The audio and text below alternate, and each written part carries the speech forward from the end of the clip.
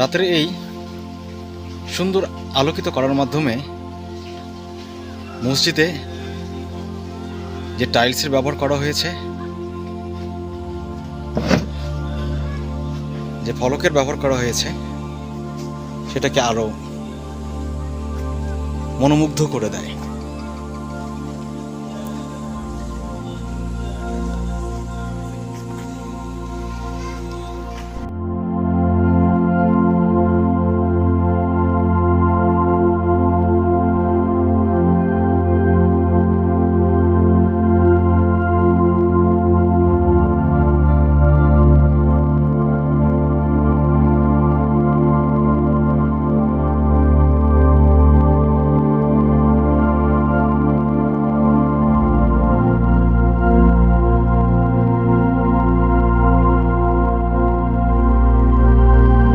এই সেই নয়াবাদ মসজিদ।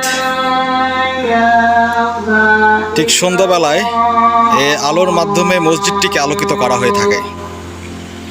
দেখতে পাচ্ছেন এই নয়াবাদ মসজিদ। এটা হচ্ছে মেইন মসজিদের প্রধান দরজা। মসজিদের প্রবেশ এই দরজাটা। এটা মসজিদের ভিতরে প্রবেশ করলাম। এখানে প্রত্যেক 5 ওয়াক্ত এই গ্রামের মুসল্লিরা এখানে নামাজ পড়ে থাকেন। আসলে প্রত্যেক উপাসনা বা প্রত্যেক মসজিদের ভিতরে আসলে আলাদা এক মনের ভিতরে সৃষ্টিকর্তাকে ডাকার, স্রষ্টাকে ডাকার, উপর আল্লাহকে ডাকার আলাদা এক বাসনা জাগে। দোয়া করি, প্রার্থনা করি এবং স্রষ্টাকে ডাকি।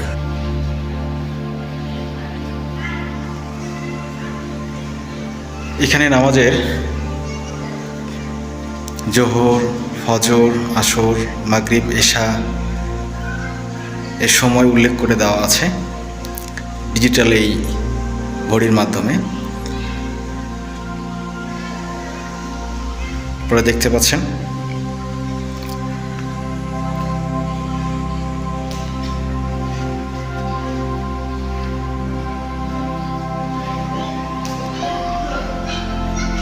এই মসজিদে 3টা দরজা।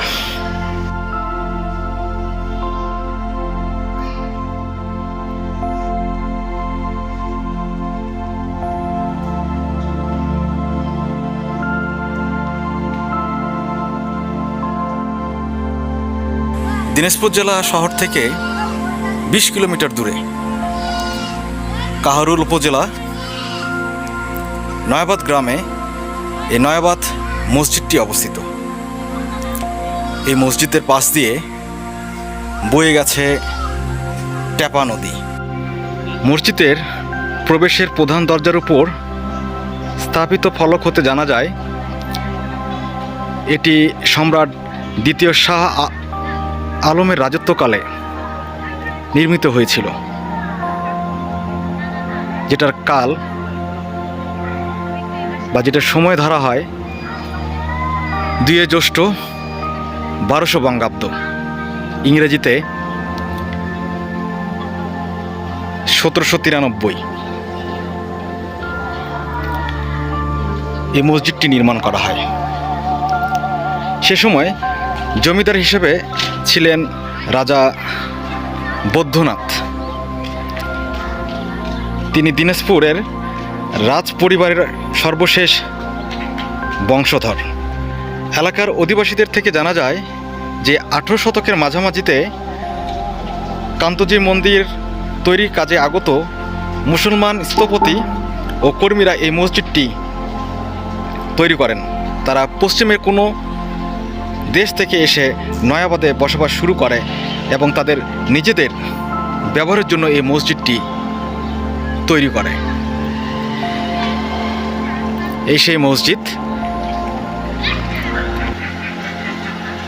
উপরে 3টি গম্বুজ এবং 4 সাইডে 4টি মিনার, এরপর দাঁড়িয়ে আছে এই নয়াবাদ মসজিদ।